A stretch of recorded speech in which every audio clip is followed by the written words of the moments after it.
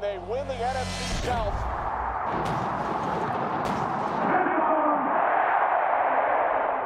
Finally, tomorrow is the day we can put all of the projections to rest, all of the I think he's going to go there, he's going to go there, he's going to go there, they're going to trade. We can finally put it all to rest. This is my final projection for the Tampa Bay Buccaneers, my final mock. No stipulations, just going to try and get the best grade that I can based on names that I've heard thrown around with the Buccaneers, based on media and NFL experts. So, let's do this. Trades up in the air, able to do whatever I please. The last two I put some stipulations on myself. This time, just letting me do as I please. So, going through, and let's just look at how this is playing out right now. So right now, Mike Green went 14. Campbell just went to the Atlanta Falcons. I would hate if that happens. You never like having your division rivals right in front of you like that. But here we go. So on the clock, we got some pretty dang good options. Buccaneers names, I'm just going to focus on those so this video doesn't go too long. We've already seen so many mocks at this point. Malachi Starks, Will Johnson, Donovan Ezeraku, and James Pierce Jr. Ezeraku is my top guy. But I like Starks. I really like Will Johnson. And James Pierce Jr. is a guy that I have drafted, I believe, in my second mock where we went the trading back route, which is something this week that has been talked about. It could be a whole lot of like rumors and this, that, and the other. It's lying season. It's lying season. Who knows what is actually happening? But with the Broncos' needs are running back, receiver, center, interior defensive lineman. The Steelers need a quarterback, running back, tackle, and safety, and they want to trade. So y'all can have 21. There's 4 people I like on the board right now. So, let me see. Will you guys give me your second round pick to move up 2 spots?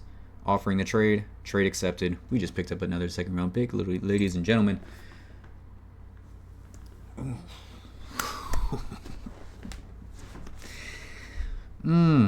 They don't even have edge as one of their needs, and they went with Donovan Ezeraku to the Denver Broncos. So that leaves us with Malachi Starks, Will Johnson, and James Pierce Jr. I can't lie. You guys probably know this by now if you've watched my 3 mock drafts. I am a fan of edge in the first round. I am. I think that is the position that drops off the quickest of all the positions. So I usually try to attack that in the first round. Plenty of good cornerbacks. Plenty of good safeties. Secondary, you are secure. Rounds 2, 3, 4. There are so many good players you can get. From Makuba to Winston Jr. to Revel to Amos. Even going back into like the 3rd, 4th round, you have Kobe Bryant, Noah Williams. Like there's so many names. There's so many names. So I'm going to see if anyone pick 32. Yeah, James Pierce Jr. isn't dropping that far. Dang, man. Well, I'm going to switch it up. And Will Johnson, not a guy we've looked at too often, but he's been very consistent over his career. He fits the bill size-wise, 6'2", 200 pounds. Johnson is a long, lean, cornerback with elite foot quickness and change of direction fluidity. His limited long speed will create questions about his man coverage reliability in the NFL, but having him play off coverage with his eyes on the ball as a zone scheming wide cornerback would allow him to make impactful plays more often. What do you guys want to do? Starks, Will Johnson, or take James Pierce Jr.? I wish there was someone not at pick 32. We're trading back. Ladies and gentlemen, this could be very bad. Could be not bad. That worked out about as perfect as it could. I don't know if you guys saw that. I was kind of just like messing around there. But yeah, we are going to the guy that I did not think was going to be there at 32 is there in James Pierce Jr. Character concerns, people have brought that up, whether he's a locker room type guy. The talent is there. There's no question about the talent at all. 8 sacks last year, 13 sacks the year before that, a 90 graded pass rush, 84 graded run defense, size 6'5", 243, just 21 years old. We've drafted him before, so you've seen this. Let's do it. With the 32nd pick in the 2025 NFL Draft, the Tampa Bay Buccaneers select James Pierce Jr., edge out of Tennessee. All of those rumors about the Buccaneers potentially trading back, I'm running with it. There's so much. Let me pause because we have a lot of picks to work with. There is so much talent that's like on the same level from pick like 14 to pick, I even go back to like 34. All guys basically near the same level. Everyone has their own favorites. Ezraku is my favorite. He was gone. Told you guys I like edge in the first round just based on position drop off. So we have picks to work with. We have 2 second-round picks, 2 third-round picks, and 2 fourth-round picks. And we're going to use one of those picks to move up and snag a guy that I have not been able to snag so far. Trading with rivals right now. We are trading with rivals. And usually you wouldn't do that if you're unsure. But if you know you're getting a stud, why would you not trade with your rival and beat them out on a guy that you know is a baller?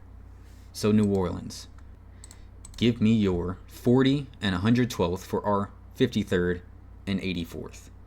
Cool? Cool. Trade offered, and we are now on the clock. And we are going to cornerback. And for the first time, I have finally been able to trade up in the second round. With the 40th pick in the 2025 NFL Draft, the Tampa Bay Buccaneers select Shavon Revel, cornerback, East Carolina. That feels good. I have not been able to do that. So we'll let this play out. It looks like we got 10 teams picking before us right now. So guys that have came off the board, Xavier Watts is a safety that's been talked about. Braden Swenson's a pretty good edge. Carson Swessinger, there is a linebacker right there. But I do not see Demetrius Knight off the board yet, which is a good thing. I'm going to resume it and hope he usually falls. Kevin Winston Jr. went. Ooh.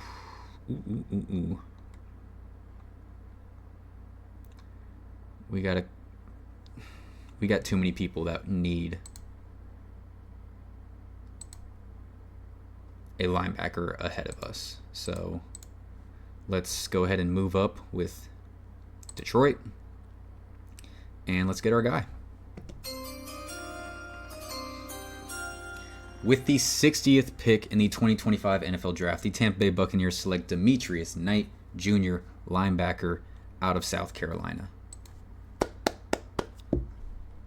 So right now, just pausing it, we have James Pierce Jr., our stud edge rusher, which I don't think I explained. So right now, James Pierce Jr., we got our stud edge rusher. Once again, people can talk about the character concerns. There's nothing in regards to the law that is an issue with James Pierce Jr. It's more locker room, like he's not a leader. Despite how successful he was at Tennessee, he was never a captain. So those are things that people are knocking on James Pierce Jr. It's not the fact that he is a unsuccessful or not a good edge rusher. The reason I have faith in this is because of how many locker room guys, how many good character guys we have at One Buck Place. day after day, James Pierce Jr. being able to spend time with those guys, Levantes, the Mike Evans, the Tristan Wirfs, the Antoine Winfield Jr.'s, all of these guys are good character, good locker room guys, and that's why that does not push me away from James Pierce Jr. very much. If it was a Mike Green situation and there was something regarding the law, which in that specific case, from what I know, it's sexual assault, harassment. I don't want to pin anything for sure on that. I know it's something to do with that. That I understand. There's no factual information on him being a bad person, and nothing that a great locker room, a great environment couldn't fix, in my opinion. All right, we're going to let this play out and get all the way to us. So right now we have edge, we have corner, we have linebacker. Omar Norman Lott, that is crazy. It's crazy he is still on the board. Usually I go receiver in the third round, but he is a guy that has had a top 30 visit, I believe, with the Tampa Bay Buccaneers, so that lines up as a guy they may be interested in. So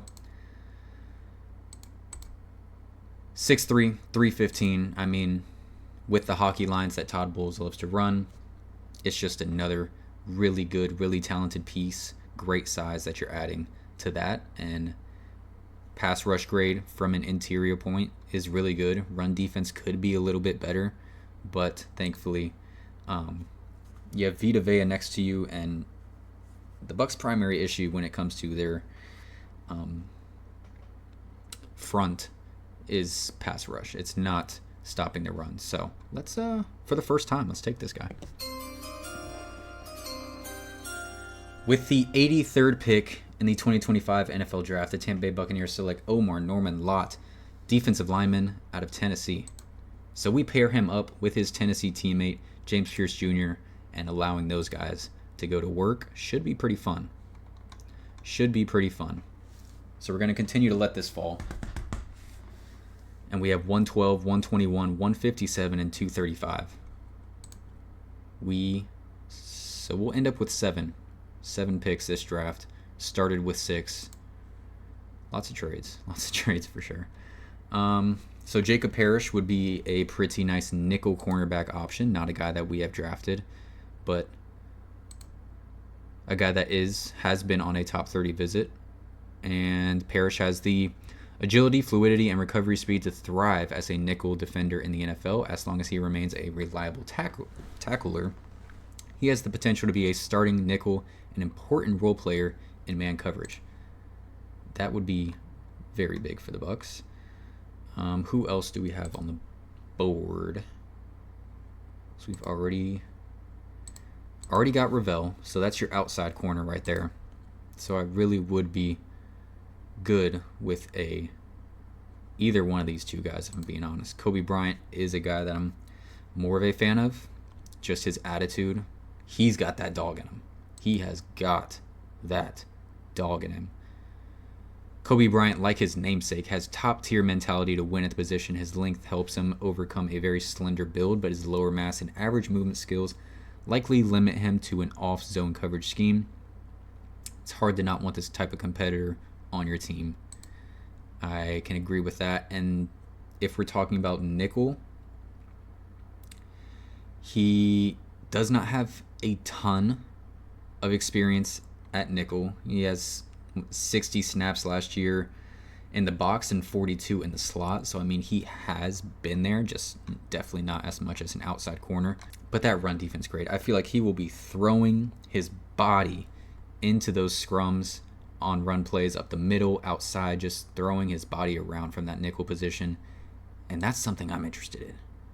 I'm here for that. So with that being said, Jacob Parrish is a great option, but the attitude, that cornerback room needs a little bit of attitude. Zion McCollum, Jamel Dean, we need some nasty. Bad. With the 112th pick in the 2025 NFL Draft, the Tampa Bay Buccaneers select Kobe Bryant, cornerback out of Kansas. I don't know if I've been able to draft him yet. I feel like I've taken Noah Williams in every single draft so far. Obviously, we already have 2 corners now, so I probably won't lean Noah Williams. So we still do need a receiver. I'm a believer in getting a receiver in this draft, and we could use, we haven't drafted a safety, but we did draft a nickel, which would move Tyke to safety if they're comfortable with Kobe Bryant playing nickel full time.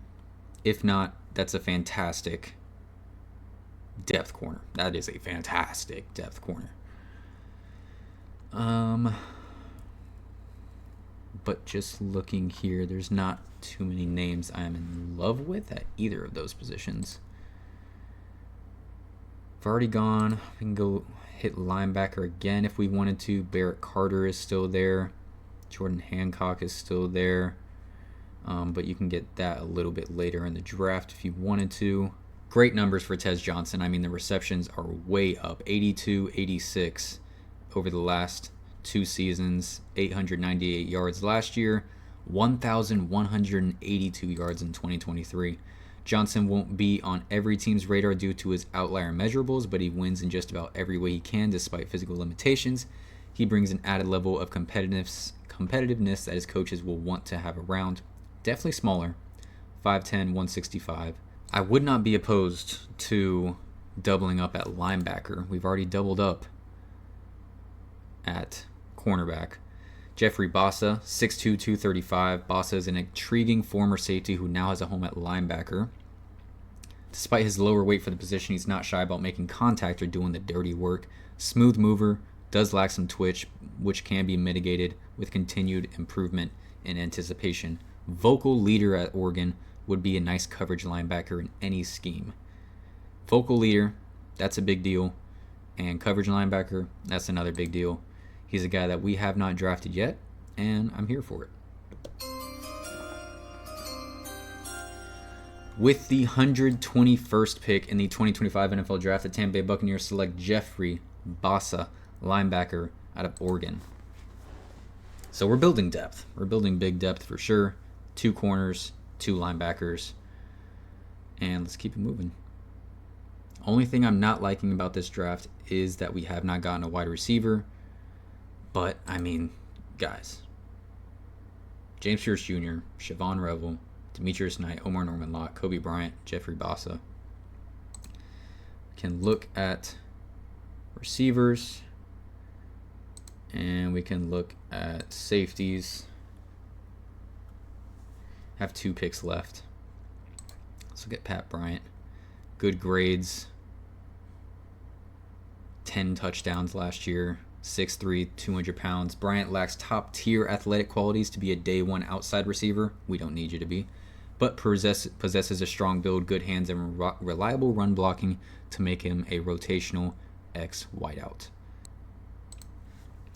Malachi Moore, safety out of Alabama, 6 foot, 200 pounds. Moore is a versatile, high IQ defensive back with experience in both the slot and at free safety, though he lacks ideal length and top-end athleticism. His strong career production includes a 92 coverage grade and an 81 run defense grade, which points to a reliable depth option in an NFL secondary. I almost said NHL.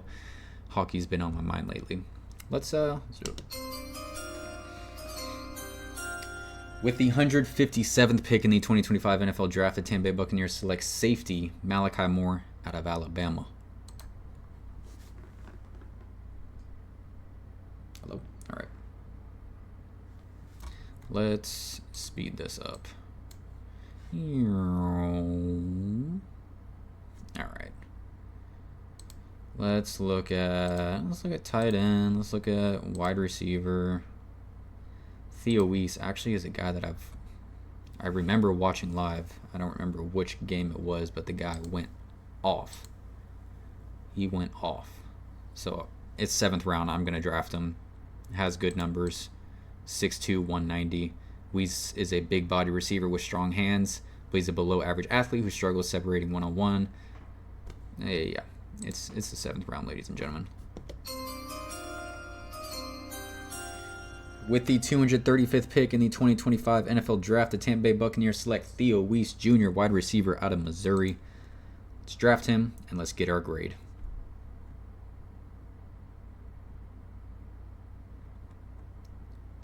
All right, we did it again. We got an A again.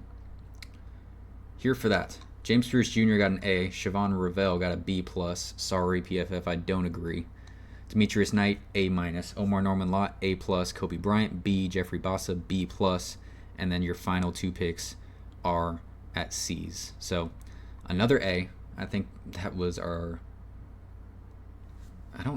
We might have gotten an A on every single draft. Maybe the first one we got an A-, but I'd be happy with this. You get your edge, you build cornerback depth, you build linebacker depth, you get a baller in round 3, somehow dropped to us with Omar Norman Lott. They gave us an A+ for that. And then you get a couple depth pieces at safety and wide receiver to fill out the depth chart. I'm here for it. That's going to be it for me. Thank you guys so much for watching. Please leave your comments down below. Can't wait to actually get some results on what will happen tomorrow and day 2 and day 3 and finally the 2025 Tampa Bay Buccaneers draft class. I can't wait. Leave your comments down below. Like, subscribe if you haven't already. Go Bucs, and y'all have a blessed one.